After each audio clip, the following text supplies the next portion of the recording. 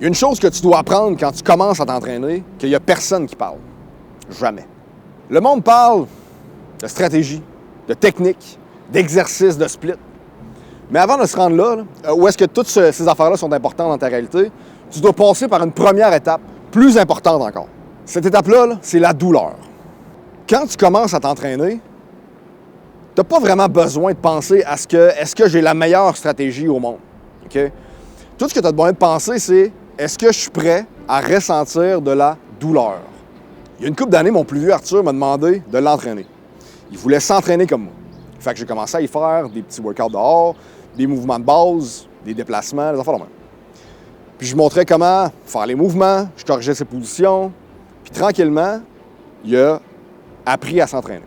Là, il est rendu à 11 ans, puis je suis vraiment fier de lui parce qu'il a continué son entraînement tout ce temps-là.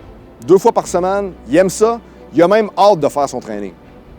Pour se rendre au point d'aimer ça, d'être fier de ses performances, fier des résultats qu'il voit sur son corps, il a dû passer par la première leçon, qui est la plus importante. Apprécier la douleur. Il n'y a pas de substitut pour cette leçon-là. Puis c'est le gros mensonge de l'industrie. Toute l'industrie de l'entraînement, du fitness, est basée sur un mensonge qui dit ceci. Tu vas pouvoir avoir des résultats sans la douleur. Tu vas pouvoir t'entraîner en regardant la TV. Tu vas pouvoir t'entraîner en dansant. Tu vas transformer ton corps en souriant. Tout ça va être facile. It's bullshit. Tant que tu n'es pas passé par la douleur, tu ne vas jamais avoir de résultats. Mais voici ce que je peux te promettre par contre. C'est que le jour où tu vas vraiment te lancer, dans la douleur, à pieds joints, tu vas finir par aimer ça. Ça va devenir comme une drogue, OK?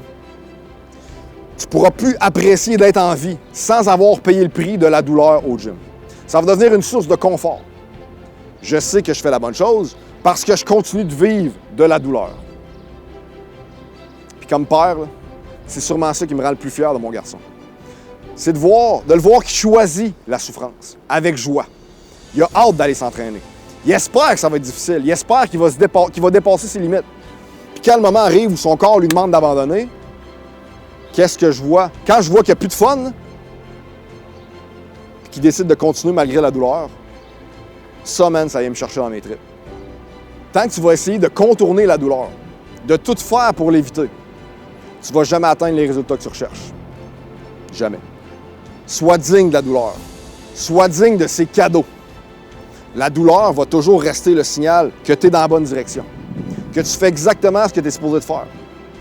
En fait, toutes les reps que tu as fait avant de te rendre au point où est-ce que tu commences à avoir mal ont servi à se rendre à ce point-là. Si tu décides d'abandonner à ce moment-là, tout ce que tu as fait avant n'a servi à rien.